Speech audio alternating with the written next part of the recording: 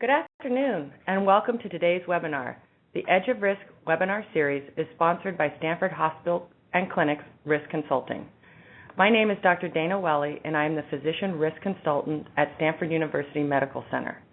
I was an obstetrician gynecologist in private practice for over 12 years, and although I never performed high-risk procedures, I did operate on high-risk patients. This topic is important not only on a personal level, but it is one that impacts patients, surgeons, and the entire institution where surgery is performed. I'll be your moderator as we explore today's topic, the first in a two-part series, High-Risk Surgery, What is Best for the Patient.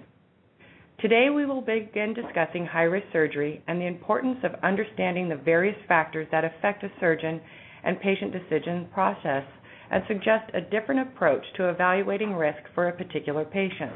Thank you all for joining us. Before we start, you should know that today's live webinar is being recorded and will be available for on-demand streaming. Also, you may submit questions anytime via the Q&A feature.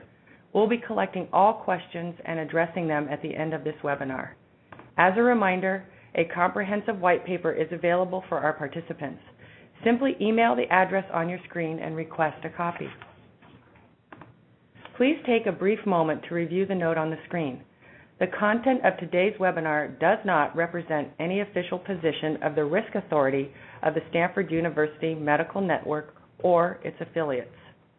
Our experts' participation in this webinar does not create any conflict of interest, and we are very grateful to have them join us today. Additionally, this webinar qualifies for 1 hour of continuing education credits for the American Society of Risk Management and the Board of Nursing. I'd like to begin our discussion by stating the topic of high-risk surgery is multifaceted and should be explored on many levels. Today, our experts will introduce us to the topic of high-risk surgery and give us guidance into the areas they felt important to address in this initial look, with the idea of building on this discussion in the future with input from you, today's audience. In 2011, an article in the New England Journal of Medicine defined 8 surgical procedures to be considered high risk. Our experts have expanded the idea of high-risk surgery to include those patients that are high risk based on their individual profile. Thus, they are high-risk patients having routine procedures. This webinar suggests that both groups of patients need to be treated similarly when considering whether to proceed with surgery. Mortality is often used as the primary outcome measure, sometimes the only outcome measure, making it difficult to adequately evaluate the full impact of high-risk surgery on the patient, their family, and the institution. In addition to the risks inherent to the procedure itself, proactively addressing the patient's long-term care, including any financial concerns and quality of life goals, will better equip the healthcare team to optimize the patient's expectations and ultimately improve the patient experience. Today, we have brought together 3 speakers who will provide us with expert insight on this important topic. First, I would like to introduce Dr. Robert Seema. Dr. Seema is professor of surgery and a consultant in colorectal surgery at the Mayo Clinic. His clinical interests include minimally invasive surgery, inflammatory bowel disease, particularly complex Crohn's disease, and complex abdominal wall and peristomal hernia issues. His academic interests include minimally invasive surgery and patient-related outcomes from surgery. Dr. Seema is very active in the surgical quality and safety programs, both in the Mayo Foundation and nationally. He has served for 6 years as the Vice Chairman of Surgery for Quality and Safety. He is currently the Chairman of the Quality and Safety Committee for the entire Rochester surgical practice. Dr. Seema is actively engaged in research related to systems approach to improving patient safety and outcomes. We are honored to have Dr. Seema join us today from the Mayo Clinic. Thank you for being here, Dr. Seema. Thank you, Dr. Well. Dr. Seema will be leading today's presentation and will be joined by Dr. John Morton, who will lead the panel discussion. Dr. Morton is an associate professor of surgery at Stanford University, serving as section chief of minimally invasive surgery and director of both bariatric surgery and surgical quality. He has published over 80 peer-reviewed articles edited 2 books on bariatric surgery and quality improvement, and written 20 book chapters. Dr. Morton chairs the monthly Surgical Champions Forums for the American College of Surgeons. He serves as president of the California chapter of the American Society for Metabolic and Bariatric Surgery and is currently the national chairman for Access to Care for the American Society for Metabolic and Bariatric Surgery. We are thankful to have Dr. Morton here to participate in the panel discussion. Welcome, Dr. Morton. Glad to be here. Thanks, Dana. Finally, we are honored to have John Salona join us today. John is the Senior Director of Advanced Risk Analysis for Stanford University Medical Network Risk Authority. He is an industry expert in decision and risk analysis, including more than 30 years of experience in enterprise risk management and strategy development. Mr. Salona will discuss how to apply decision analysis to improve patient and physician decision-making. Welcome, Mr. Salona. Thank you, Dana. Great to be here. Now that you've met our experts, let's take a look at what they will be covering today. We'll define high-risk surgeries and high-risk patients, explain how high-risk surgery and patients pose a greater challenge to the healthcare team, evaluate the difference in how doctors perceive the information they give as compared to the information the patient receives, identify a better means for using the data available to make decisions based on quality of life indicators. And with this understanding, you will be able to begin formulating methods for complete decision-making procedures in your own practice environment. We will open with Dr. Seema, who will lead our discussion on high-risk surgery. Dr. Seema? Thank you. When we talk about risk assessment in surgical patients, there's a number of factors that need to be addressed and dealt with, both from the perspective of how the patient comes to us, as well as how they are triaged and how we can better find out what people are saying or talking to the patient about. And I'm having a little bit of difficulty advancing. There we go. So in risk, there's when we talk about surgical patients, there are at least 3 different main areas that we need to discuss. There are patient factors, which are paramount, both what is the underlying disease condition that is being treated and individual patient comorbidities. Then there's the surgeon, of course, that plays an important role in this, and that actually has to come through basically 2 different views: technical capabilities, whether or not that surgeon is trained to do that procedure in a fashion that is safe and effective, and how do we define that training, as well as the cognitive skills and assessment of different types of options for the patient. Are there different ways of approaching the same problem with different surgical techniques and or not doing surgery? Lastly, and one that's become over the last few years much more important as we've been analyzing outcomes in surgical patients, is the system factors associated with the surgical episode, where it takes into account both the patient factors and the surgeon factors in the setting where they operate. Are there complementary medical and surgical specialties or subspecialties that can assist in the care to avoid problems? We've seen this in other situations, such as having ICU physicians full-time in the ICU as opposed to not having it. That's what we mean by system factors in the hospital. And hospital support systems, do they have the necessary support, whether it be personnel, technology, or skill sets to assist in the care of these more complex patients? When we look about risk benefits, when the surgeon is asked about the risk or the benefit of the procedure for their patients, there's 2 main groupings of how we should look at that. The first one is the paramount one, is the patient right in front of you. It's the first rule is first do no harm.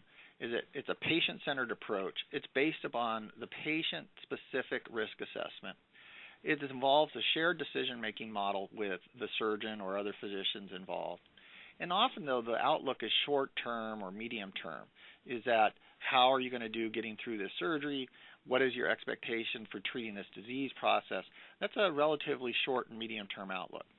However, more important now than ever before is this think globally but act locally view.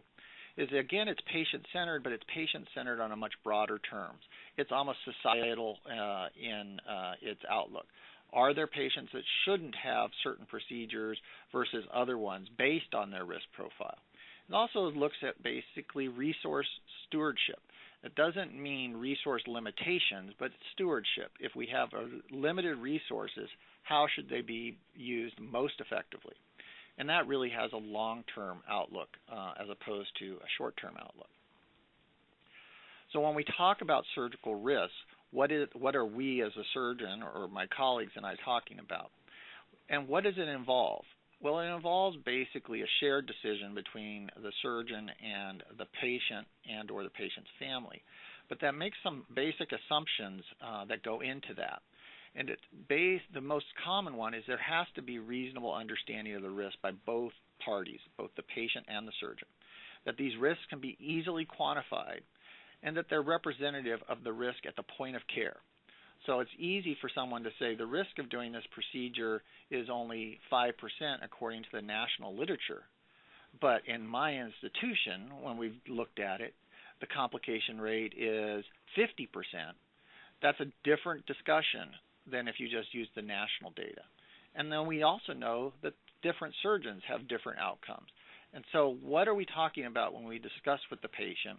Are we talking about national risks? Are we talking about institutional risks? Or are we talking about surgeon-specific risks? And those are things that we don't do a very good job of. Furthermore, when we look at what most of our discussion is about, patients have had their interviews with surgeons taped and analyzed, and this is an interesting journal article that basically said it broke risk in decision-making down into 3 different levels. Very basic, what is the procedure? What are we doing? Those are relatively easy for the patient to understand, easy for the surgeon to quantify and explain. Intermediate risks is basically talking about these risks and benefits, and that gets a little bit more complicated, and it really talks about what can you expect. And then the last set is complex, where it's really this whole synthesis of the patient factors, the hospital factors, and the surgeon's factors are come into play. And when they looked at 145 major vascular cases, which are high-risk procedure, almost 50% of the discussion revolved around these complex factors. But then when they actually asked the patients afterwards, did you understand it? The vast majority of them did not understand exactly what they were getting into. So even though the surgeons discussed it, the question remains, is this really an informed consent? Is this really a good assessment of where patients are as far as their understanding of what they're getting into? So what affects the surgeon's assessment of risk is another issue that needs to be discussed. And there's numerous elements that can influence perceptions. There's dimensions of risk. There's the fact that each aspect of risk and the outcomes need to be discussed with the patient. There's trying for the surgeon to understand, synthesizing the data that's available to them. Again, many people will look at national data and report that because they don't have their own data available to them. They may not even have their own institutional data available to them. So then, are we really giving the patient all the data that they need so that when they come back, if there's an issue and say, well, I was told this, but you are actually performing at this level, why is there a discrepancy? And there's also some inherent biases that go into this, and we'll talk a little bit about that as far as where this falls in surgeon factors. When you look at intervention, what are the dimensions of risk? And these have been sort of outlined before. It's well described for medical practice, is that you have to be able to identify what the risks are. You have to be able to quantify the impact of those risks. You have to be able to tell patients sort of when these risks might occur. And then these last 2 things are the most difficult. The probability of that risk. Again, giving people the data to make informed decisions is very difficult in medical practice. We don't have a good tool for surgeons or other physicians to know exactly for this patient in this setting in my hands what is the risk. And once you get behind that problem, then there's actually what is the value. some patients may value certain risks as differently than others, and that's a very difficult discussion to have with patients. So the problem with surgical outcomes as opposed to medical outcomes is that in medical patients, there's a lot of data about if you intervene with this medication, this is what you can expect. But in surgery, unfortunately, even though we have much higher risk interventions, there's not a lot of good data. There's few randomized trials where you can basically say this is what you can expect and all the variables have been washed out. There's also the fact that most of the data that's available is institutional based, comes out of high volume surgical centers, and does that apply to the patient that's in the community hospital with the community surgeon who is doing this? And how do you relate those two? So it's hard to assess the generalizability of these things as far as the technical expertise and the institution-specific processes of care. And then the other thing is it's very difficult to pin that down to an individual patient who comes through the door with their own set of comorbidities. Just to give you an example of what this problem is just how we are trained and influenced by the way data is presented. This is a graph that on the left side of the screen basically shows survival data. And when a surgeon is presented with this and a patient is presented with this, they'll say, well, there's only a 15% difference in the survival data, so this really isn't that high risk relative to this other intervention. But that's just because of the way we read the graph. If you give them the same set of data, but then you talk about mortality, and people will say, well, it goes from being like 35% to a 60% mortality, they perceive that as a much higher risk procedure, even though it's exactly the same data. It's just how we present the data, and I know John will talk about this in a little while. There are some ways of getting more specific data, and I just put this up as an example. There are certain programs in the country. This is the National Surgical Quality Improvement Project, which tracks individual institutions that participate, and that everyone uses the same metrics, and they use the same definitions. But what you can see is in these 450 hospitals, and the vast majority of them are academic centers, even for one specific thing, this is colorectal surgery, there's significant variation in outcomes. So again, it's important to know that if you have national data, how do you as an institution fit in that curve, and what can you be telling patients, especially if there's data out there that suggests you're above the curve or you're below the curve, but you just don't know it. And this is an example of this significant variation from very well-performing, low-risk hospitals to high-risk hospitals as far as their outcomes in patients that have been risk-adjusted. Then if you just move beyond sort of the data and look at basically the surgeon, there are two main issues that are present. There's surgeon experience. Surgery is a very experiential practice. You need to know how to perform surgery. You have to have done it. You have to have seen it. It's not just something that you can sort of pull up out of a book. And outcomes are contingent not only about the technical expertise, but also about the decision making that goes into when someone should have an operation or shouldn't they have an operation, and as well as the technical capabilities.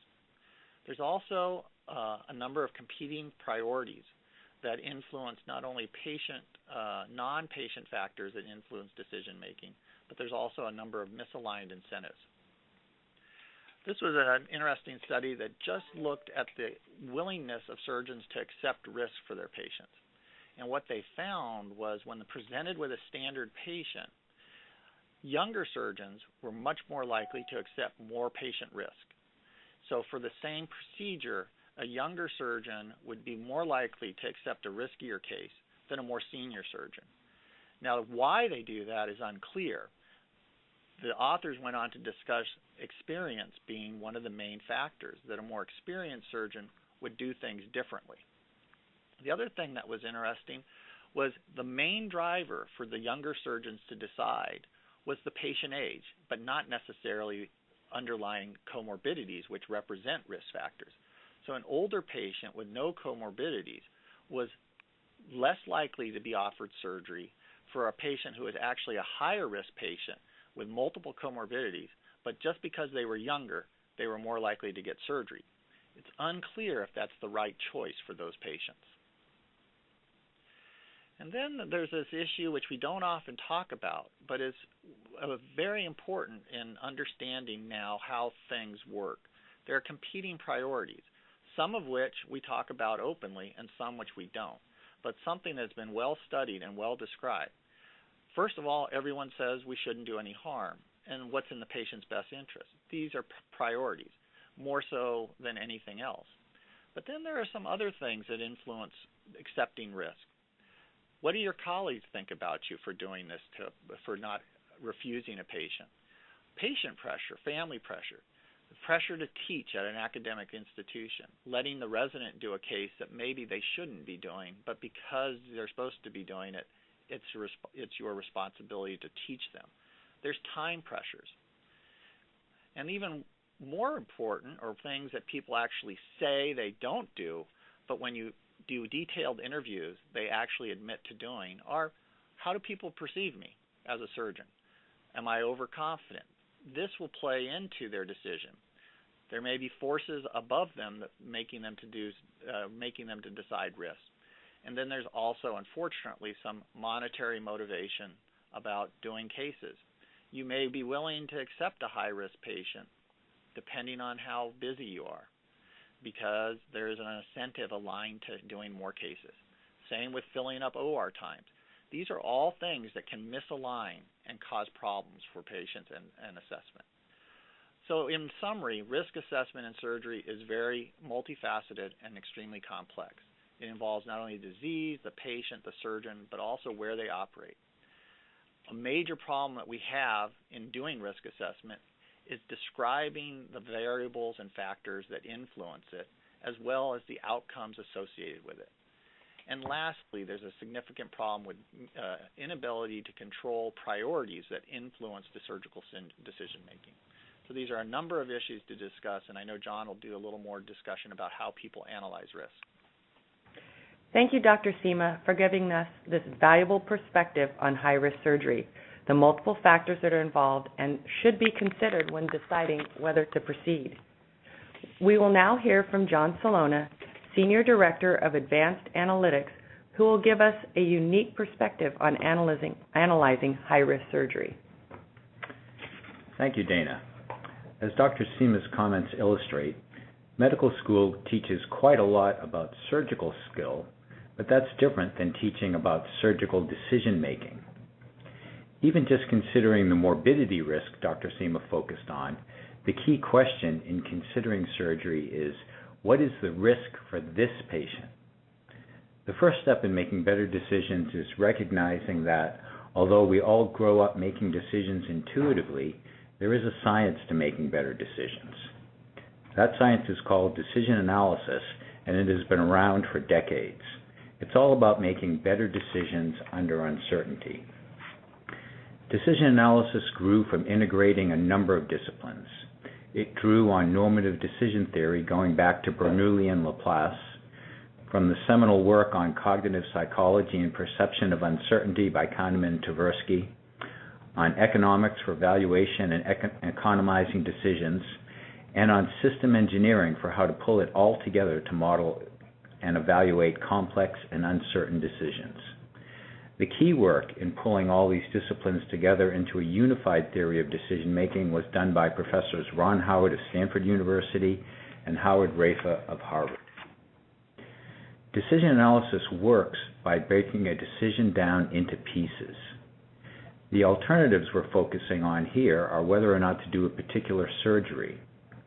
The information and beliefs are the data Dr. Seema referred to, plus the surgeon's belief as to what the risks are for this patient. Preferences are what's important to the patient, which we'll focus on in the next webinar. We use logic to put all the pieces together to arrive at a decision. These pieces comprise the decision basis. The outcome is what eventually happens. We add a few definitions for clarity. A good decision is one that's logically consistent with what's known at the time the decision is made. A good outcome is what you hope will happen. In this webinar, we'll focus on how the information and beliefs relate to making better decisions in high-risk surgeries, namely, how to think about what the risk is to this patient. The tricky part in thinking about risk, as Dr. Seema noted, is how people think about uncertainty and risk is greatly affected by a whole slew of forces which we collectively call heuristics and biases. As chronicled by Daniel Kahneman in his new book, Thinking Fast and Slow, these heuristics and biases cause people to think and do things which, looked at in a different way, they would no longer agree with. We would add these to the list of competing surgical priorities Dr. Seema discusses as challenges in assessing the surgical risk for a particular patient. The question, then, is how surgeons can do a better job of meeting these challenges and assessing the surgical risk for a particular patient, and thereby help the surgeon and patient make better decisions in cases of high-risk surgery. The first step is thinking differently about what the risk is for a particular patient. Dr. Seema showed some historical data on morbidity. Looking at the historical data is a good place to start, but we need to go further than that. Here's a look at a different sort of risk, the risk of rain. This is a forecast I pulled for Houston, Texas. It shows a risk of rain tomorrow of 70%. But where did the 70% come from? There's certainly a lot of historical data on weather, and the forecaster could have calculated the percentage of January 24th on which it rained, but that's not what he or she did. Instead, the forecaster looked at all the available information, the satellite photos, the radar, the location, direction, and velocity of weather systems, and expressed his or her belief that the risk it will rain tomorrow at some point is 70%. This is a subjective or Bayesian probability. People see it all the time, they just don't realize what it is. And what is a Bayesian or subjective probability?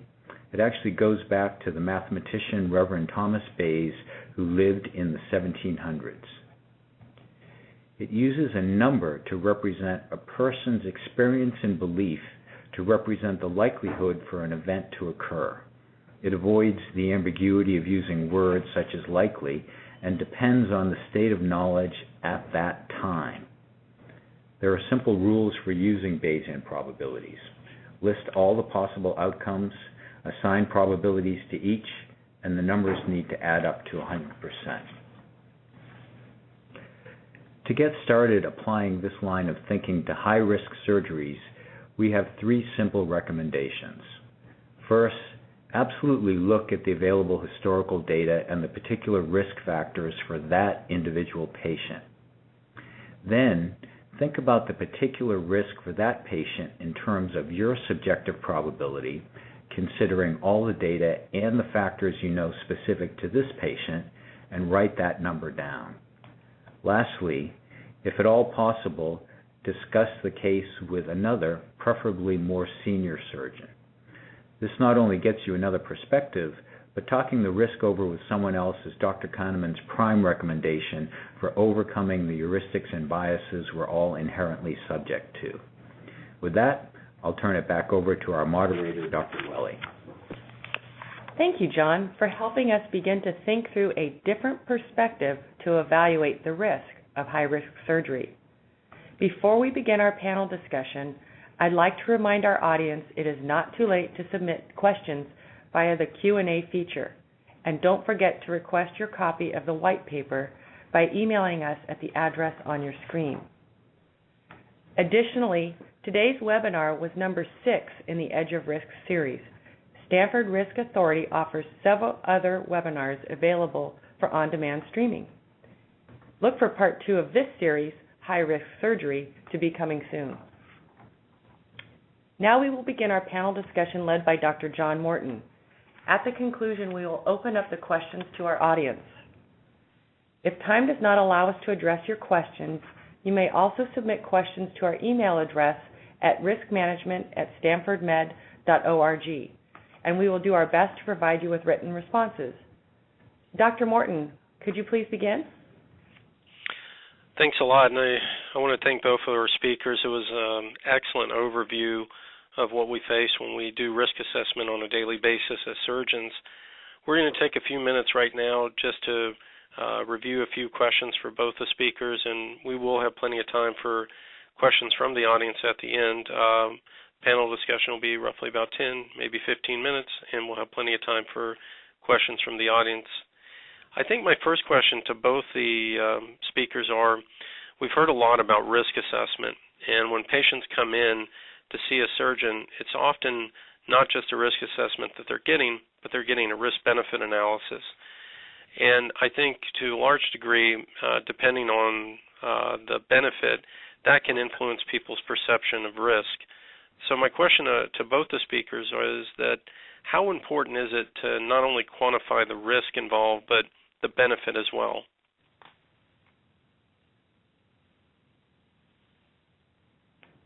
Dr. Seema, would you like to start by answering that question? That's a great question, John, about what patients come to the surgeon for.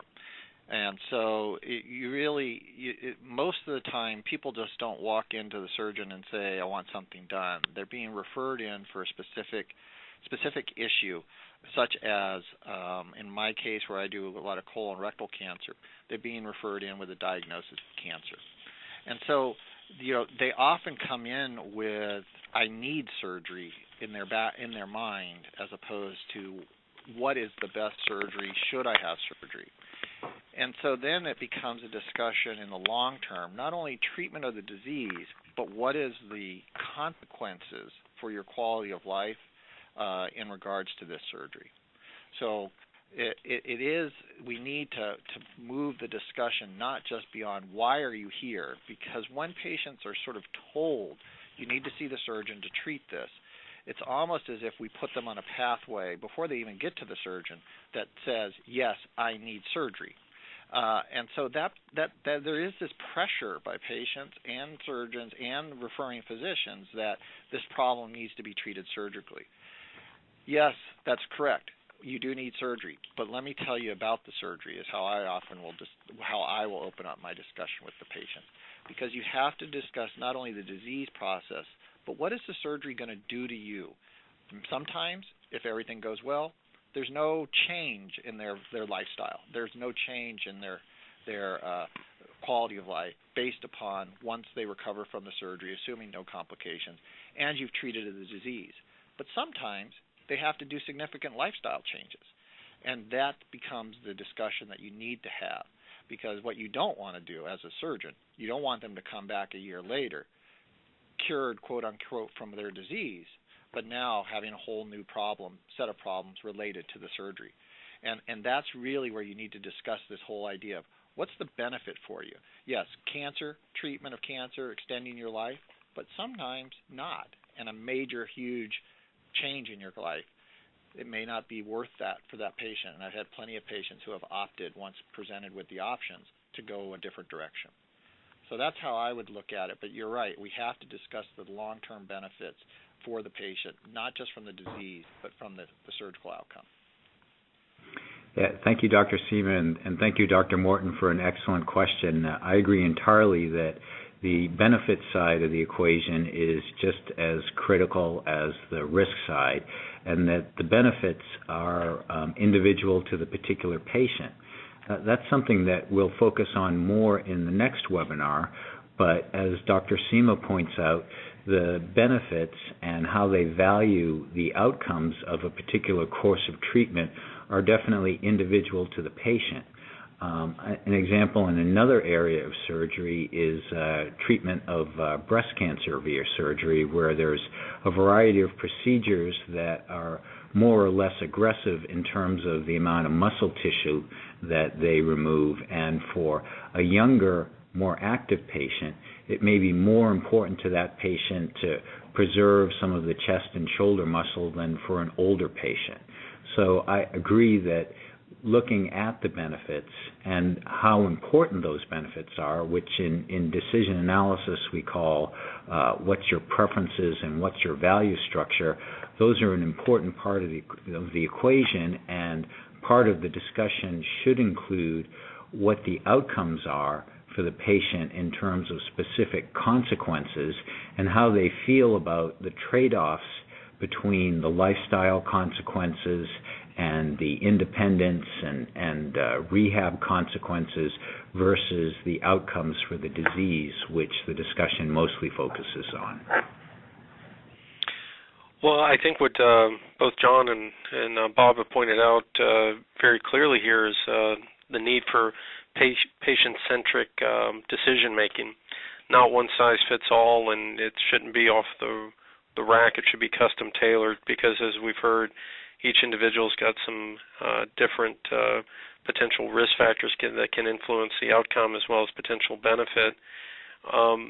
One question I have just as a follow-up to that is that conversation with the patient who comes in with an expectation of surgery can be a difficult one when you approach them with the alternative of not operating. I think you'd grant that's a difficult conversation, Bob, and what do you think are some good techniques for surgeons out there in making that difficult conversation? And also, John, is there some decision tools that we can employ to make that difficult conversation a little bit easier? Well, it is a difficult conversation. I mean, a lot of times in my setting, patients come expecting surgery, and I turn around and say, you know what, given my experience, this is not the best thing for you. And really it needs to be set in a way when I have these discussions is, why am I saying that?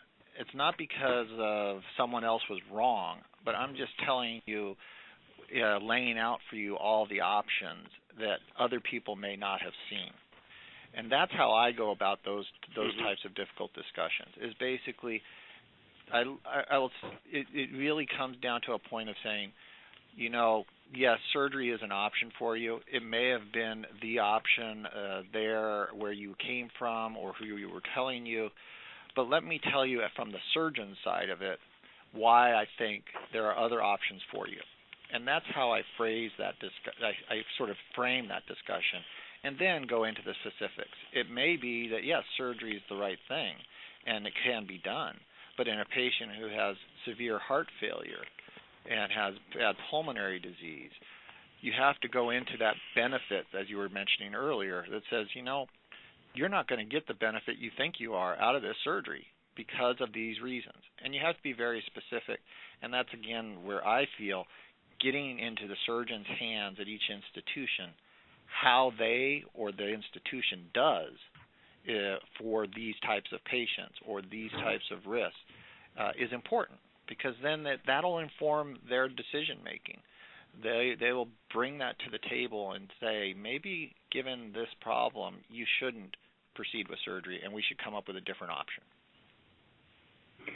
Thank you, Bob. That's an excellent perspective, and what it points out is that over the course of your practice and the experience that you've had, you've developed what I would call a capability and approach for how you support better decision-making between the surgeon and the patient.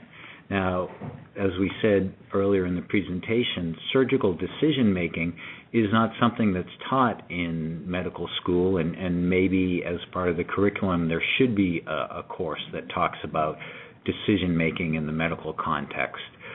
The way that I approach that question is from the perspective of supporting decision-making is what I do as a profession, and having seen it in industries ranging from automobiles to zinc mines now, I approach it from the perspective of the framework that we laid out here, which is at least getting people started thinking about, well, what are the alternatives, the specific things that we could do, what are the risks and uncertainties in terms of how things could turn out and the uncertainty in how things can turn out, and then what are the preferences, which is what is important to the patient in terms of what they want to get out of it.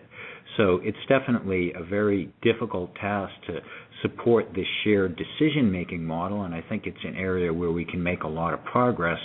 But I think having a conceptual framework where we separate the decision out into these pieces and we use that to help the patient arrive at what's best for them, has the potential to really improve the decision-making in these kind of circumstances.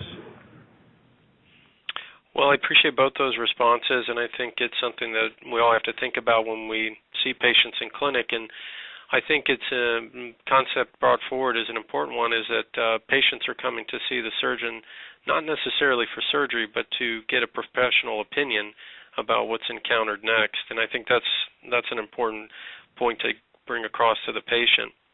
I think one thing that's come out of the discussion that I was curious about and would like your opinion on is about patients making an informed decision. There's going to be a natural asymmetry of information between a physician and a patient. So can patients really make an informed decision around risk and benefit? That would be my first question to you both. And are there some tools that can help patients make better decisions along with their surgeons? Well, from my point of view, it's obvious there's an asymmetry, and the real issue is how do we make it so that patients can really, how can physicians transmit information in a better manner? I don't think you're ever going to get a patient to really say that they gave complete informed consent if you use a very high bar of saying they understood every single risk and benefit. Because if you've never had surgery, you don't understand what the risk of you don't understand what the implications are of a surgical site infection. You just can't know what that means. You can get conceptually an idea of what an infection is, but what people's conceptions are, what they believe in their mind is a representative of an infection, it might be very different than the reality of a major wound infection where they have an open abdomen or they have to go through dressing changes. It's hard to explain that unless you've been through it. So there's always going to be an asymmetry. And I'm not sure it's really going through all those details is what we need to do. But what we need to understand and explain is what are the implications of that. So as opposed to trying to describe what a surgical site infection is, when in my practice I will say if you get an infection, it might prolong your recovery by a significant amount of time. You may have to undergo multiple interventions. You may have to have a visiting nurse come to your house every day, and that'll prevent you from going out. It's if you can frame the consequences, then they can basically say, yeah, I can understand if I get a surgical site infection, that's a bad thing. So and then if I tell them, well, you have a 10% chance of getting an infection, then they might be able to understand that relative to the consequences. But if you say as a surgeon, I told them that they could have a surgical site infection, I don't think patients really understand what that means. You can tell them about heart attacks and things like that, and they have an understanding. But surgery's not like Marcus Welby on TV. They understand some medical things, but the surgical implications and complications are foreign to the vast majority of patients, especially when they come in to see a surgeon. And so I try to frame it as far as what are the consequences. Yeah, I agree with that entirely. The asymmetry of information is vast, and it's not going to go away because even if you try to have the most involved and detailed informed consent discussion, you're never going to get to the point where the patient is making a decision based on all the experience and knowledge that the surgeon has. So it's not going to go away because you can't turn the patient into an expert in an informed consent discussion. And I think the way to think about informed consent is not from the perspective that the patient now has equal understanding that the surgeon does of what the potential complications and their risks and effects are, but that the surgeon in a way has done what you might almost call a decision diagnosis on the patient, where they have explored what's important to the patient and how they feel about various consequences, and the discussion has been informed to the level that the surgeon, who is inescapably the expert in this situation, has a level of confidence that they've identified what the best option is for the patient, given those considerations, so that they can make and tell me if you agree with this or not, but I think a lot of patients, what they're looking for is for the surgeon to say, here's what I think is best for you and why. And the analogy that I use to other areas of industry that I work in is that the senior executives are not interested in all the details of how you get to the recommendation on a particular problem, but they're interested in the short and cogent statement of what you're proposing that they do and why that's best for them. And I think in this case, we're aiming for that for the patient, not that they understand there's this much risk of a surgical site infection and it can lead to these complications, but that they together have developed a shared understanding of what is best and why for the patient. John, as a follow-up to that, is there any way to level the playing field a little bit between patient and physician around better information with some of these patient information tools that we see around, things like EMI that help describe the operation in a little bit and some of the potential complications? Do you have any thoughts about those kind of programs? Well, sure. We use EMI here at Stanford, and it's been very helpful because it's a structured way of presenting all the information about the risks and complications of a surgery, that it's consistent because it's in a computer program and it runs, and you don't have to worry about, did I remember this, did I not remember this? And it has prompts where it doesn't advance to the next step until the patient has confirmed that they understood it. So I think that those kind of technologies are very helpful from a communication of structured information perspective, but they're not going to be a replacement for the integration and the evaluation that a surgeon does. So just as we don't have automated software that predicts whether it's going to rain tomorrow, it's the forecaster doing that. I think a key central role is always going to be played by the surgeon, relying on their experience and training to get to, out of all this, here's what I think is best for the patient. Got it. That's excellent. No replacement for the surgeon yet, so that's good news. I think at this point we've been doing our panel for almost 20 minutes, so I wanted to open up the call for any questions from the audience that may be out there.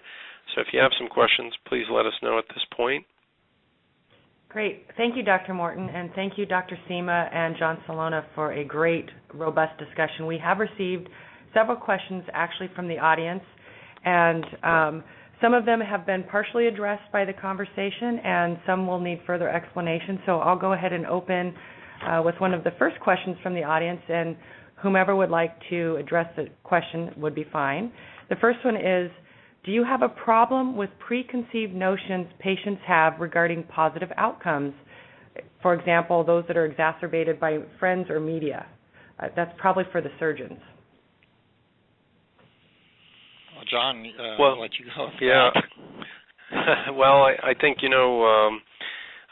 expectations are always part of the package when you're describing a surgery to patients. In my given field of, weight loss surgery, I find that patients' level of expectations can actually predict success, and it's not the way you might think. I think people come in with overly high expectations are the ones who generally don't do very well because they don't understand everything that's involved. So I think expectations are entirely appropriate to explore with the patient, and I use it as kind of a gut check to figure out how well this patient really understands what's going to happen. We are driven quite a bit, by the media in terms of driving expectations. You certainly see that with all the direct-to-consumer advertising that's out there, not only around medications, but frankly some interventions as well. So it's something we have to contend with. And there's often some disappointment, if you have a set of expectations that differ from the patient. But again, I think getting back to the original point is that patients come to see you for your professional opinion, and you have to give that as soberly and as expertly as possible. Great. Dr. Seema, did you have anything to add to that? It is, everything's about expectations as far as when patients walk through the door.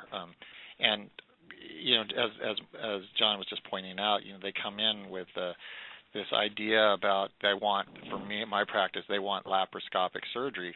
And then you talk to them and they go, well, I've had 7 abdominal surgeries. And you're like, well, this isn't going to happen. It's just not going to happen for this type of surgery that I'm going to do. And then they're disappointed. They've come in with this sort of mindset about what to expect from modern surgery.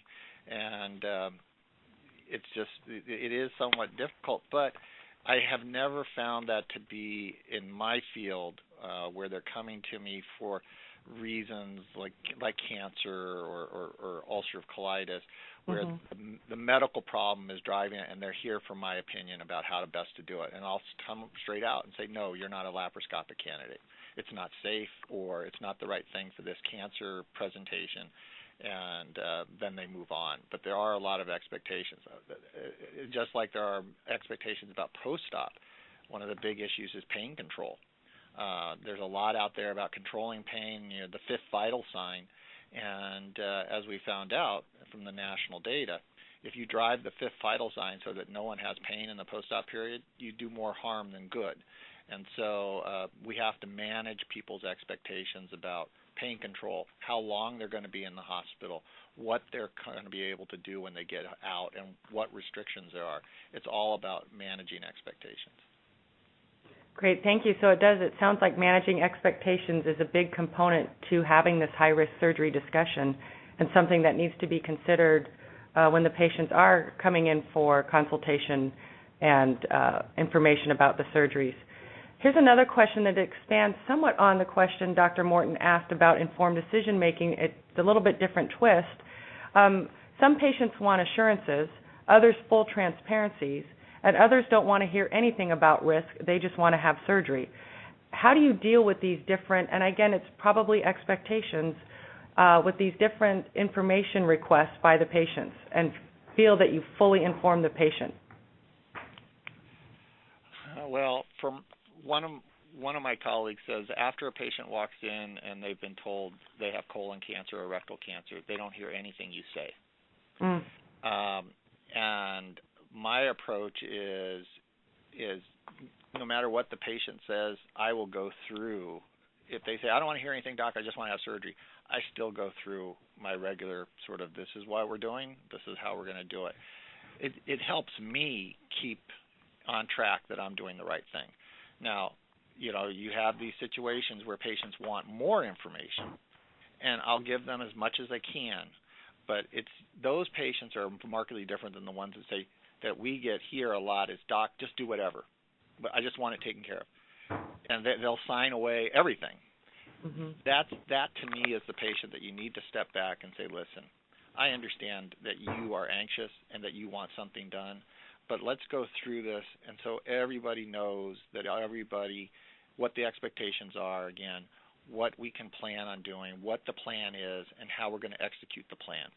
And take it away from saying, this is more information about your disease, but rather, I got to give you all this information about the process. You want surgery, you're going to get surgery, but let's still go through all the steps, and that's how I would frame that discussion. Great. John Salona, do you have anything to add? Or Dr. Morton, do you want to go first? Well, just to say that I agree, there's going to be different levels of interest in hearing more about risk. You have everything from, patients saying just do what you need to do, doc, all the way to how many rows does your stapler have when you use it in surgery. So there's varying levels of interest and inquiry. I try to be pretty consistent as well, as Bob's outlined. I've gone to the point now that I do a pre-op, a videotape pre-op discussion, and I actually did it with a group of patients so you get a variety of insight and questions. And so I have all the patients watch the video, but I still meet with them one-on-one. And that way I hope that some of the initial questions can be answered or at least raised. But I do think it's important to be fairly consistent in your discussion with the patient because you don't want to miss anything with them. Yeah, I agree with that. And I look, sometimes people have called me kind of a decision doctor, coming up with the prescription for a decision. So the way I look at it is part of the presenting symptoms from the patient are the cognitive and emotional symptoms that they're presenting, whether they be anxiety or desire for more information, and those vary among the patient. So I view it as part of the informed consent discussion is what are the cognitive and emotional symptoms that the patient is presenting that you need to address in the course of your discussion to arrive at that desired endpoint where you have a shared understanding of what the best course of treatment is and why. So if you think about it in terms of treating the whole patient, you're also treating the presented symptoms of the mental state and the mental needs and the emotional needs that they bring to the discussion of making a high-quality decision in these high-risk surgeries.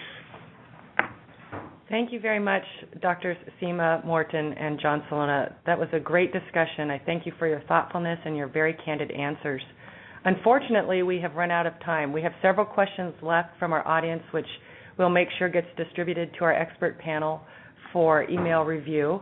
This concludes our high-risk surgery, What is Best for the Patient webinar. Thank you all for attending and for participating in our question and answer sessions. Again, thank you to our guest experts for all their time and effort in this project. We look forward to continuing this discussion in Part 2, High-Risk Surgery, What is Best for the Patient. You may now disconnect.